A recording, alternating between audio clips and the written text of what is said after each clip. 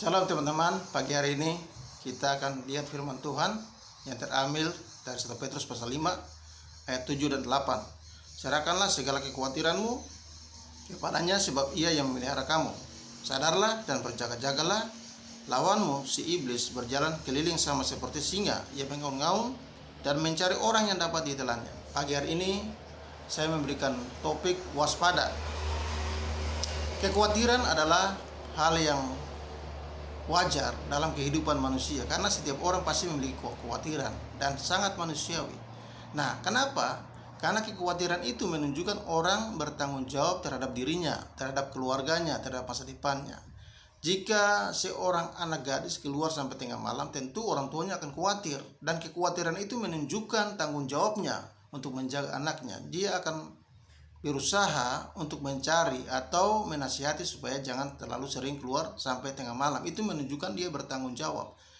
Jika seorang anak dia tidak makan berhari-hari, tentu orang tuanya pasti khawatir, karena itu menunjukkan tanggung jawab. Orang tuanya akan berusaha pergi ke dokter untuk mencari tahu apa penyebab sehingga anaknya tidak bisa makan, sehingga anaknya itu boleh kembali pulih dan bisa melakukan aktivitas. Nah, ini merupakan bentuk tanggung jawab. Dan kekhawatiran selalu diikuti dengan tindakan. Nah, yang menjadi masalah ya, apabila kekhawatiran yang dimiliki seseorang itu berlarut-larut dan dia tidak memahami dan tidak mengerti atau tidak tahu bahwa Tuhan yang memelihara hidup seseorang, Tuhan yang memelihara hidupnya.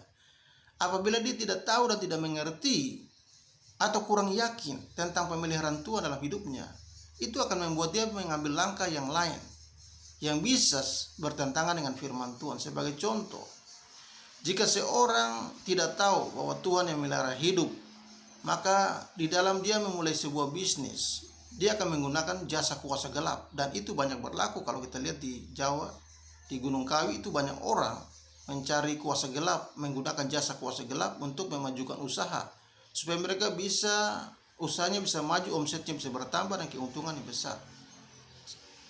Ya. Padahal sebenarnya iblis tidak benar-benar bisa membuat orang itu menjadi kaya. Tetapi itulah pemahaman mereka, karena mereka tidak yakin atau kurang mengetahui, tidak tahu bahwa Tuhan itu yang memelihara hidup mereka. Jika seseorang ingin merantau, dia ingin membentengi dirinya dengan jasa kuasa gelap supaya dia selamat, dia tidak diganggu dan sebagainya. Jika seorang ingin masuk menjadi anggota tentara, dia bisa menggunakan kuasa gelap untuk membuat dia lolos dan bisa menjadi anggota tentara. Dan bisa seorang tentara pun maju ke medan pertempuran, dia bisa menggunakan kuasa gelap untuk melindungi diri. Ya, di bidang politik juga banyak orang menggunakan jasa kuasa gelap untuk menaikkan elektabilitas atau jumlah suara sehingga dia bisa lolos.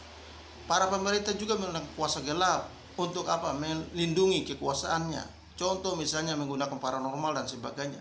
Dan kuasa gelap ini sudah masuk di berbagai bidang kehidupan manusia. Bukan hanya bidang-bidang yang bersifat sekuler, tetapi juga masuk ke dalam hal-hal yang bersifat rohani. Itulah sebabnya kalau kita lihat di dalam Efesus itu dikatakan kita memiliki roh yang untuk membedakan. Karena di dalam ibadah pun, di dalam kehidupan rohani pun kuasa gelap bisa hadir. Dan kalau kita perhatikan, contoh misalnya di dalam kisah tentang Mukendi. Mukendi itu bapaknya seorang pendeta yang sangat berpengaruh. Ya, dia sangat berpengaruh, sangat dihormati. Tapi tahukah kita bahwa dia adalah dukun yang paling hebat, dukun yang tingkat tinggi menggunakan kuasa gelap dalam pelayanannya. Karena itu kita sebagai orang percaya harus waspada, harus berhati-hati.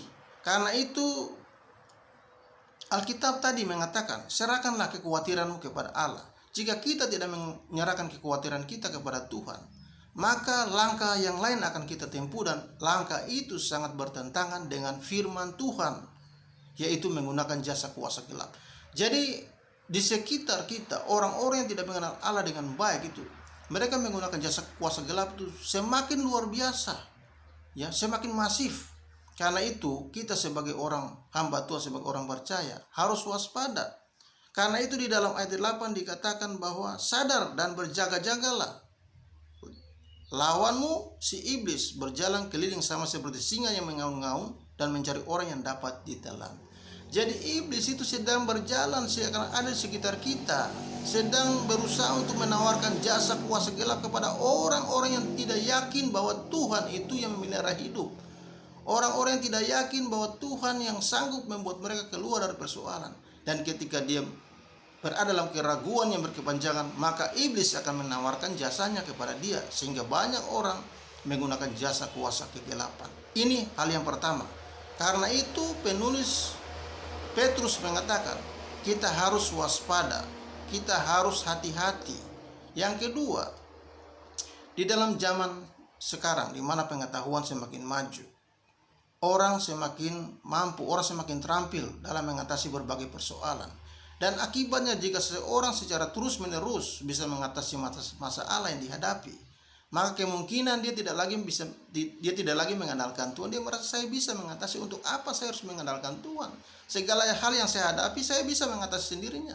Nah, kondisi seperti ini, jika seseorang terlalu yakin dengan diri bahwa setiap masalah yang dihadapi dia sanggup menyelesaikan, itu akan membuat dia jatuh ke dalam penyembahan terhadap kekuatannya sendiri. Karena itu Alkitab dengan hati-hati mengatakan bahwa terkutuklah orang yang mengandalkan kekuatan yang hatinya menjauh daripada Tuhan. Jadi jika seseorang terlalu mengandalkan kekuatannya, secara perlahan hatinya pasti menjauh. Dia pasti selalu mengandalkan dia punya keterampilan, kemampuan, skill yang dimiliki untuk menyelesaikan berbagai masalah yang dia hadapi di dalam kehidupan.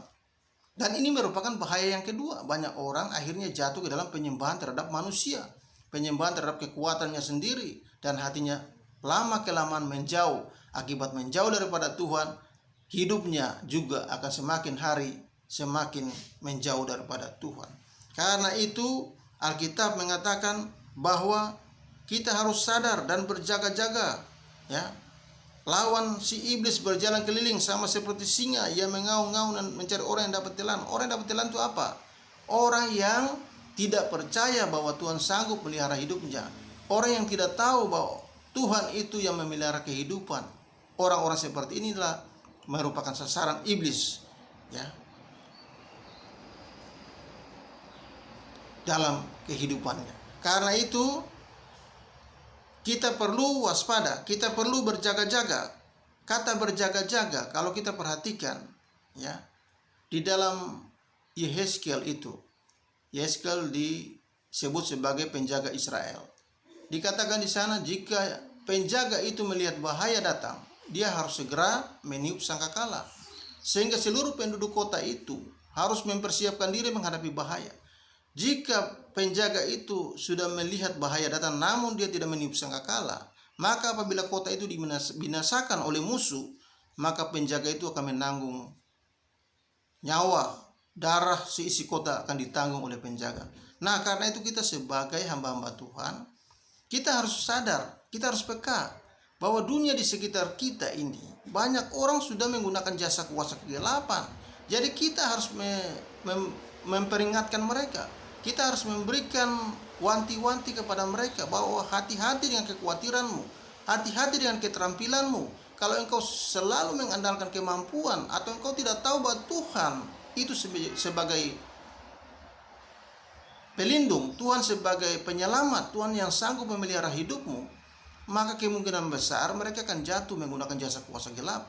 Kemungkinan besar mereka akan hanya mengandalkan keterampilan, kemampuan yang mereka miliki. Dan ini yang merupakan bahaya yang Petrus larang, yang Petrus anjurkan supaya kita hati-hati dalam kehidupan kita. Karena itu sebagai hamba Tuhan, kita harus peka tentang kondisi keadaan yang ada di sekitar kita, untuk terus meneriakan bahwa semua umat harus waspada, semua umat harus mengandalkan Tuhan, semua umat hatinya harus melekat kepada Tuhan. Apapun masalah yang kita miliki, apapun keterampilan yang kita miliki, boleh kita gunakan, tapi hati kita harus tetap melekat kepada Tuhan, sehingga iman kita kepada Tuhan itu senantiasa bisa mengandalkan Tuhan, selalu menyembah kepada Tuhan, bukan hal-hal yang lain. Nah, karena dengan demikian kita menjadi orang yang selalu diberkati oleh Tuhan, dan Tuhan menjauhkan segala hal-hal yang buruk dari kehidupan kita. Nah, kiranya firman Tuhan yang singkat ini bisa menjadi berkat bagi kita untuk kita selalu waspada di dalam kekhawatiran yang seringkali kita alami dalam hidup kita. Demikian firman Tuhan, kita berdoa. Terima kasih Tuhan Yesus buat firman-Mu.